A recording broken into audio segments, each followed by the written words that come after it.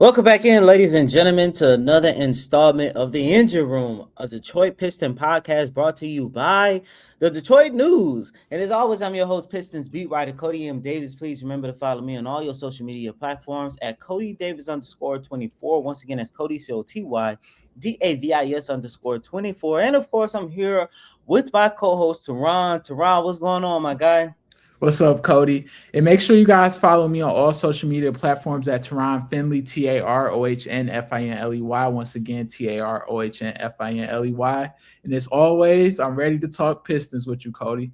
Yes, sir. And look, in the words of Cade Cunningham and Paul Reed, this week was a week full of smoke for the Detroit Pistons because this week was the perfect week for them to truly test their championship contending status.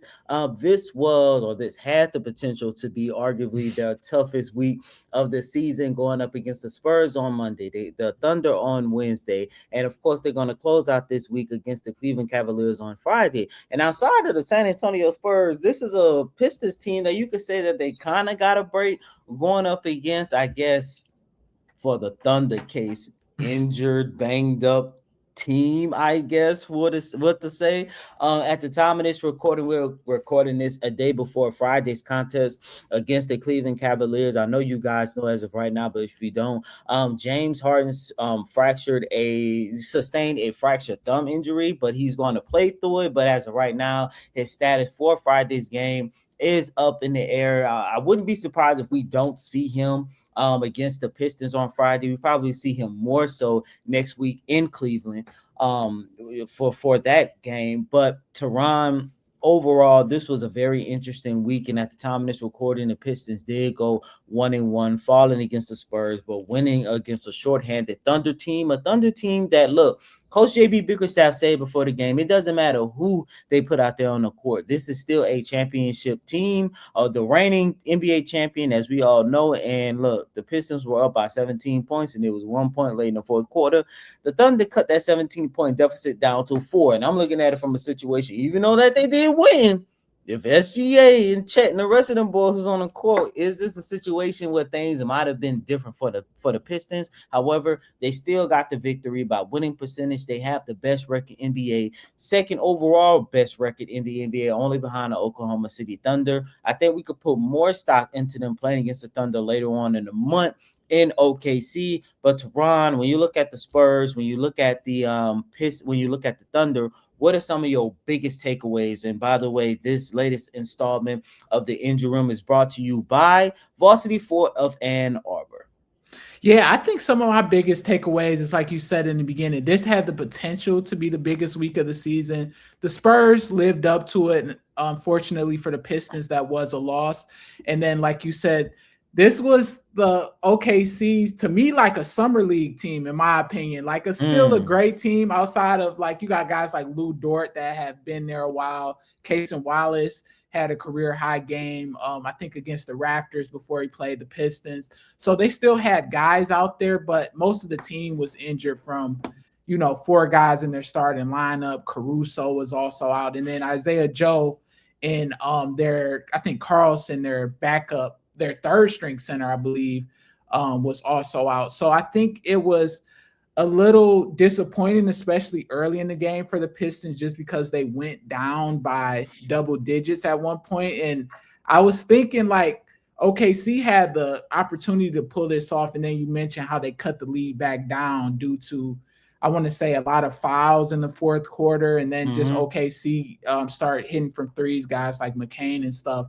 But I think this still was a pretty big test. These last 2 games is going to be interesting to see if Harden plays for the Cavs on Friday and see if they can, close the week out 2-1. So that's going to be like the biggest thing that I'm looking forward to.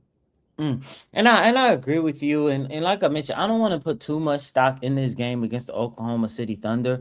Once again, it was without all of their key guys, but they still ended up making this a game late in the fourth quarter and came out very strong, by the way. But I'm putting a lot of stock into the game against the San Antonio Spurs. And of course, at the time of this recording, the Pistons are still without Isaiah Stewart. And I do think Stu will be another body, a real important player for the Pistons when they get an opportunity to go up against the Spurs again next week. I believe he's going to be back for that game. Yeah, he will be back for that game. I think he's going to return against the Cavs next Tuesday. So of course he's going to be ready to go in San Antonio. But the game against the Spurs was a little bit concerning for me. And I say that because almost everything that I've been harping on what could be a detriment for the Pistons in terms of them making a deep playoff run, in terms of them coming out of the East, in terms of them, representing the Eastern Conference in the NBA Finals, and of course, the most important one that we kind of hope, them winning it all. That was a little bit concerning to me. First and foremost, when you talk about the Spurs, you have to start with the MVP caliber Victor Wembanyama. That guy's a phenomenal player. However, the Spurs' success is not just because of Victor Wembanyama. Victor, I understand he had a quote unquote phenomenal game. I guess some people want to say 21 points, 17 rebounds, 6 blocks. My God, but the Spurs are just an overall good team. You had Devin Vassell coming out. I believe he started the game connecting on 5 out of his first 6 attempts from behind the arc that set an early tone. You had Stephon Castle coming in and giving a good production. You got the all-star point guard in De'Aaron Fox. He came out there and he had a very quiet but productive game. And the number one thing that concerns me the most was the fact that, look, even though Devin Vassell had one of his best games of the season, finishing 7 of 11 from behind the arc with 28 points, I understand that Victor Wembanyama, it doesn't matter if he's scoring or not, because when you go back to that first half, the Pistons basically did a very good job containing him. However, he is such a big presence, literally and physically, but he is such a big presence, and he demands so much attention to where when you are in a situation where your defensive strategy is doing really good at containing Victor, that opens up the floor, open up the court for other players to get involved, like a Devin Vassell and all this other stuff. But I say all that just to say the Spurs are a really good team, and they literally had an opportunity to exploit the Pistons in 2 ways, but at the end of the day, it was still one. They hit their threes, and the Pistons did not. The Pistons have one of their worst 3-point shooting, one of their worst shooting performances of the season, connecting only on 7 of 36 attempts. And Teron, you know me, man. This is something I've been harping on ever since we've been looking at this team as contenders. Can they hit 3-point shots when it matters most? And I understand that was just one game. I understand outside of the game against the Oklahoma City Thunder, the San Antonio Spurs, the Pistons have done a better job in connecting on their 3-point shots. I believe since coming out of, matter of fact, I believe since the game against the Toronto Raptors all the way up until the game against the Chicago Bulls, this was a team that kind of in that 4-game span, they had rose up to, I believe, 17th in the league. And this is a team that has hovered around 21 to 24 ranking in the league in terms of their 3-point shooting. So there was some improvements in that. However, that game against the Spurs was concerning because this is a team, if they cannot hit their 3-point shot, I really don't see them going as far as we think they can. And I say that because, look, in the NBA playoffs, we all know the story. The game slows down, and it's going to be very important for their half-court offense to become better. And when you look at a situation like, I believe it was Stephon Castle, who literally did one of, if not the best job in locking Cade Cunningham up. Cade Cunningham had one of his, probably arguably his most inefficient performance of the season, shooting 5 of 26 from the field, 2 from 9 from behind the arc, finishing with 16 points. It was one of them situations where if he cannot get things going on the offensive side of the ball, that literally becomes a detriment for this team. And it's not just with his scoring. He even made it tough for him to go through his reads and progression. If he can't go through his reads and progression, that makes it harder for a lot of guys on this team to get their shots. So that was the one game that I put the most stock in, is because both of those teams were fairly healthy, fairly available for the most part. And the fact that the Pistons, look, I understand there was a moment that they did hold their own against the Spurs, more so in the first half, more so in the second quarter.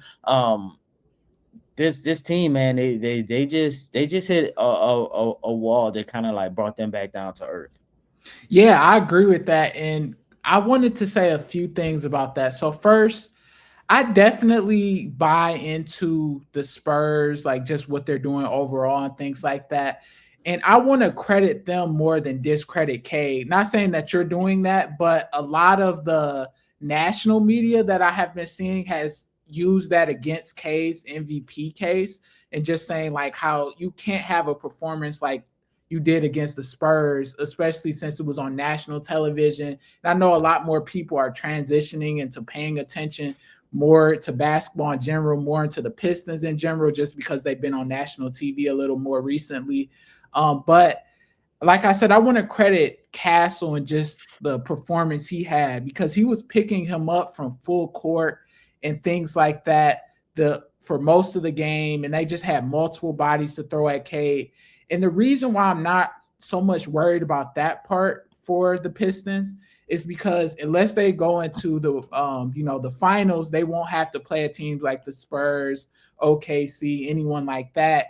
And I don't think any team in the East has that combination of perimeter defenders as well as rim protectors like a Wemby. As soon as you get past Castle, you have to worry about trying to contort your body to get a layup against Wemby, which for the most part isn't happening. So I think that I'm not so much worried about that part. And one guy that I do want to say, since we talking about stock and buying into it or not buying into it, I really want to credit the performance that Jalen Duren has had these last two games, even against Last three, Wemby. actually. Yeah, last three games.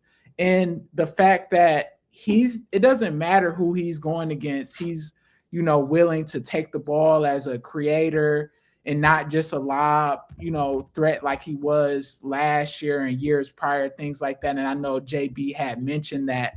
And the fact that I think one play that just stands out so much to me is the fact when he just dunked on Wembanyama and the fact that, Wembanyama had 6 blocks in that game. So the fact that he just showed that I'm not scared, it doesn't matter who I'm going against. And then the last game he had yesterday, 29 points. So like he had 25 points against the Spurs, then 29. So I want to see what he does against Mobley and Allen if they play, which I think they're supposed to play tomorrow, but I want to see that matchup.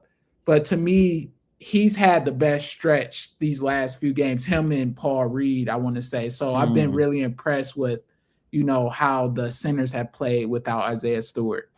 And I'm glad that you mentioned Jalen Duren because I think when you go back and you take a look at both games, the game against the Spurs and the Thunder, I think Duren has literally solidified himself as this team definitely number 2 option, especially as we get closer to the playoffs. And I say that because I know you mentioned the national media, them discrediting Cade, MVP status or whatever the case might be, which I think that is bogus. Yes, that game against the Spurs was on national TV, but the game against the New York Knicks was also on national TV in Madison Square Garden in New York, and you didn't have JD or Isaiah Stewart, and look how that turned out. I think that turned out pretty good for Cade, but I think that's one of the other things that I'm buying into is the fact that yes, I did have some concerns on who can be this team's true number 2, and I think even though Jalen Duren has been an all-star this year, and Jalen Duren is having himself a phenomenal season, should be in the running for most improved, should be the favorite to win most improved. But I think these last 3 games literally showcase why he is going to be this team's number 2. I kind of look at them and not to this level as yet, but they do remind me a little bit of watching Shaq and Kobe in a sense, because you have a dominant force inside that you can go to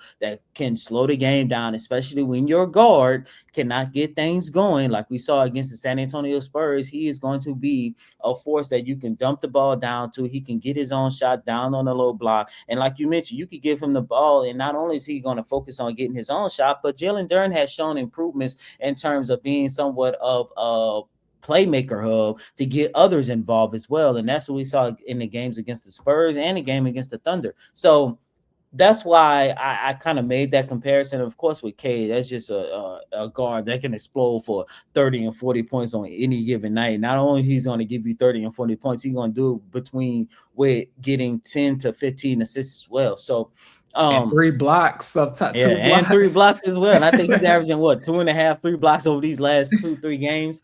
But for Jalen Duren, man, these last 3 games, this young man is averaging 26.5 points, 14 rebounds, about 2 assists, about 1 block a game, man. Jalen Duren has really taken the helm as this team's number 2, legitimate option in all aspects. So that's where I kind of want to, take a moment and pause right there, because the Pistons, as we know, this is still, I still consider them a championship contending team. They just have a couple things to clean up in terms of what some of my concerns. The biggest concern that I have right now is 3-point shooting in terms of their half court offense, especially in games where Duncan Robinson doesn't have it going. But speaking of wanting to see this team get better with their 3-point shot, on the other side of the break, let's look at Coach JB Bickerstaff rotations on all aspects, because that has been a main point of emphasis over these last 2 games. For 44 years, Varsity Ford in Ann Arbor has been more than just a dealership. We're a family, proudly serving yours. As one of the top volume Ford dealers in the world, we're proof that when you treat people right, they come back, generation after generation. And now we make it easier than ever with complimentary pickup and delivery for both sales and service. So you can buy or service your Ford without leaving home. Varsity Ford, driven by family, built on tradition. As we continue here with this latest installment of the Engine Room, brought to you by Varsity Ford of Ann Arbor. Teron, I do want to dive into this conversation surrounding Coach JB Bickerstaff rotation. It's been a hot topic here in the city of Detroit. When you take a look at the last 2 games, more so the game against the San Antonio Spurs, there was a moment that took place between him and Ausar Thompson. He benched Ausar basically for the entire second half to play Ron Holland more. After the game, he just said Ron had it going, and Ausar did not. And then that led to the conversation about Coach JB Bickerstaff rotations. For me personally, it wasn't questioning Coach JB Bickerstaff rotation, because the players that he have played majority of this season is part of the reason why they're sitting here at 43-14 with the league's best winning percentage. So clearly what he has put together has been working. However, in terms of Bickerstaff rotation, I have been more so of the mind, how does he go about in-game adjustments, especially if there is something or a particular attribute that the Pistons are struggling with, and you have 1, 2, maybe 3 guys who, if you give them an opportunity, they can come off the bench and thrive. The perfect example, going back to Monday's game against the Spurs, one of their worst shooting performances, as I mentioned, 7-36 from behind the arc. And I do feel if they had an opportunity to make a couple more threes, maybe we're sitting here looking at the Pistons coming out with the victory, not with the Spurs. And I'm sitting there courtside, baseline, and I'm just thinking to myself, why are you not putting in Marcus Sasser, who is a pretty good shot maker? Why are you not putting in Kevin Huerter, who has been one of the most respected 3-point shooters in the league? And not only that, that's part of the reason why you acquired him at the trade deadline, and we have yet to see him play meaningful minutes since he came here to Detroit. So I had an opportunity to ask Coach JB Bickerstaff, how does he go about staying true to the rotation that he's already built, but at the same time making those in-game adjustments to his rotation when there are particular attributes that other players can help? I mean, it's a lot of gut, a lot of talking to coaches, a lot of belief in the guys that you have on the floor. And then you have to, manifest, like, what's the reason why things are happening? Are things happening because we're not executing? Are things happening because we're not capable of something and somebody else is, more capable in that position? So it's not always an easy decision. And, getting to the point we're at now, I have so much trust in the guys. So you want to give them opportunities. But then there's other guys that are over there that, we believe in too, and you've seen throughout the season. We've put them in, gave an opportunity, and they've been successful. So it's not always easy, and I blame Trajan for putting together, this much depth on a team. But, again, it's good and it's proven to help us as the season has gone along. He say he blames Trajan. I guess it's a good problem to have. But Teron, what has been your thoughts surrounding Bickerstaff's rotation, and what are some of your concerns as well, if you have some? Yeah, so I think that this team has been like unbelievably deep. And I was just Hmm. talking to my friends about it a little bit, and the fact that I was telling them that the Pistons might have one of the best bench units. They might not have a pure six man, so to say, or a whole bunch of proven names. Like I know Karis LeVert in the past has been up there for six man of the year, but the fact that they just play so incredibly well. So I definitely think it's hard as a coach coming up with these decisions on who plays versus who doesn't. And especially if you make a trade for a guy like Kevin Herter, these other guys have been playing for JB so much longer and different things like that and have a history with them. So I think it's hard to just bring in a new addition and make him part of the rotation when these other guys just bring so much effort, like a Ron Holland, a Green, like people like that, a Paul Reed, guys who aren't even in the rotation at times during the season when like Stewart and guys like that come back. And I think that the play of Paul Reed is just going to make this even harder, because it's Hmm. a little bit of me that wonders, do they play big when Stewart comes back and maybe play Stewart at the four and play Paul Reed together just because of how well he's playing? So I think JB is still trying to figure things out, like what's the best lineup, what's the best approach. Is Herter going to be part of that? I'm not sure. But I would like to see him get some opportunity sometimes, just because I think they lack that shooting a lot when Duncan Robinson is either not on the floor or not hitting shots, or having off nights at times. And this is going to be a lot more difficult when the rotation shortened, because that's what they tend to do in the playoffs. So Hmm. I have a few questions, a few concerns, but I understand why JB's doing what he's doing. Yeah, same here. And look, the thing with Asar Thompson, Asar just had a bad game against the Spurs. And I think he was literally just frustrated, even more so when he was matched up with Victor. I mean, I saw him do a lot of uncharacteristic things, especially at the way he utilized his physicality. I think there was a moment where he kind of like just ran in Victor's back, and I'm like, bro, I've never seen you act like this. So I think more so it was just frustration and just him having a bad game, and him just trying to figure out how can he attack the basket like we had normally seen him do with a guy that is so big, literally and physically. But I do believe that's went into your frustration. Look, with Asar Thompson, he's human. I mean, we all had that moment where we just feel like we just get overwhelmed with something, we get frustrated with something, and then we just like, we'll forget it. I don't really care what happened at this point, and that's part of the reason why he sat down. But to JB Bickerstaff point, Ron Holland did have one of his best games of the season. I believe he Right. finished with like I want to say 15 and 11, his second career double-double. So Ron did have a really good game. But in terms of Coach JB Bickerstaff, I would like to just see him rotation. I would like to see him change up the rotation more when there's an opportunity for you to play someone else new. I mean, we saw it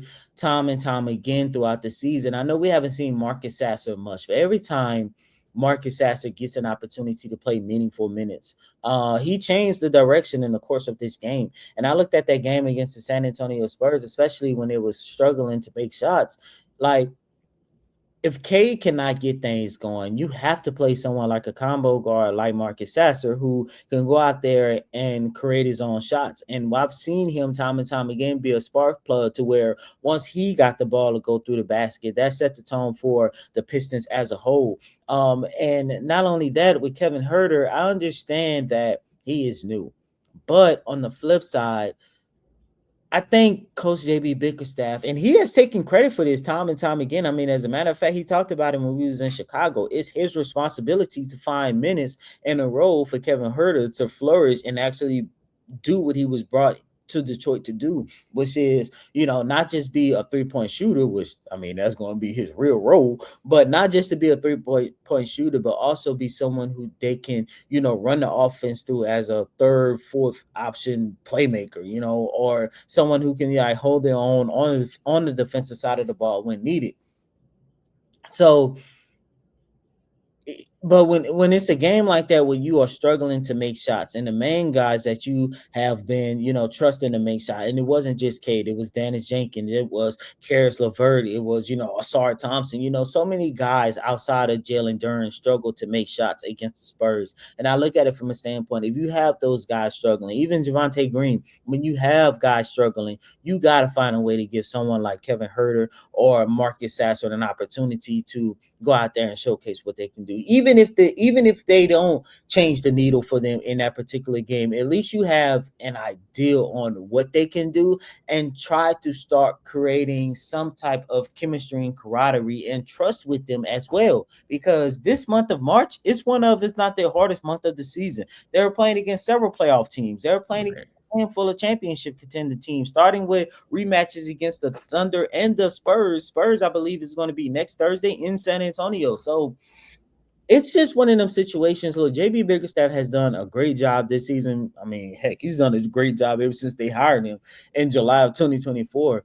But it's just one of them situations. His in-games adjustments to his rotation is what I would like to see him do, moving forward. Because, and look, I understand it. I get it. Him and his coaching staff, they are seeing things and understanding things on the NBA level that I can't even fathom. But I just feel like if you are in a situation where your team is shooting 2 of 20 from behind the arc, and we're only in the second quarter, you got to think to yourself, in the second half, we got to dig deeper into our bench to see who is going to give us that spark. Because like I mentioned, time and time again, we saw it with Marcus Sasser. I mean, if it wasn't for Marcus Sasser's production in Los Angeles at the end of December, I believe it was, you're looking at a situation where the Pistons probably wouldn't even have came out of Los Angeles with that victory. So that's just my thoughts on Bickerstaff rotation. But other than that, man, I think Bickerstaff has done a phenomenal job this season and should be the front runner. If not, he is the front runner for Coach of the Year honors. Yeah, I agree with that. And I wanted to just make a couple quick points. So one thing I thought that was really interesting is that Dennis Jenkins has closed out these last few games. And I think that's pretty interesting. I know he had a really good game against the Knicks. So that made sense to ride with that hot hand. Or not, that was 3 or 4 games, but he closed out against the Knicks, and then he closed out against the Spurs, and then he played a lot of the last final minutes yesterday. And then Green was playing the minutes because Harris really was struggling a little bit yesterday. So I think, like I said, this is just something that's going to constantly change. And to be honest, they really remind me of the team they played yesterday, and that's the Oklahoma City Thunder, just because they have been known for having a pretty deep rotation and things like that. And I don't think they're the best shooting team, like even when healthy. I think they have guys that kind of play that Duncan Robinson role, like Isaiah Joe. Wiggins is a solid shooter. Wallace is decent too, but they're a team that just has a lot of guys that can be in and out of the rotation, play really tough on defense, and they're kind of interchangeable. So they kind of remind me of Oklahoma City last year, more in terms of that sense. So I think that's going to be something interesting to see if they kind of model their rotation kind of system kind of after them. And another thing I wanted to say was I think the rotation just is going to vary just depending on the games. Like yesterday, they had a lead, so I can understand playing Asar more to get defensive stops. But like you said, if they're down like against the Spurs, maybe play a guy like Sasser or a guy like, Herter, just to go, try to spark something, just because no one was hitting shots at the end of the day against the Spurs. But Cody, who do you think the Pistons' best rotation is? Let's say this is a playoff game. You need to get a win, a game 7. Who do you think their closing lineup should be? Because I just have been questioning. I think it's the starting lineup, and maybe you put Isaiah Stewart in Harris's spot, depending on how Harris is performing. But who do you think should be their closing lineup in a big game in the playoffs? It's their starting lineup, without a question. And to answer, your take on, putting Isaiah Stewart in Tobias Harris's spot, I disagree with that, because there have been like on a handful of on occasions. When you said that, I just thought about clutch time moments, because in the playoffs, almost every game go down to a clutch time Right. moments. Those are the 5 guys who be out there on the court. And look, K MVP by far, but Tobias Harris in those clutch time moments literally rise as this team most important player. Whether it's his shot making, whether it's his ability to help his teammates keep their composure, because at the end of the day, this is still a young team, and those are the moments where Tobias Harris really shine, in those clutch time moments. And in the playoffs, just like we saw against the New York Knicks, he's going to be one of the most valuable players again. So the starting 5 unit, I mean, it's the starting 5. It's your best 5 players.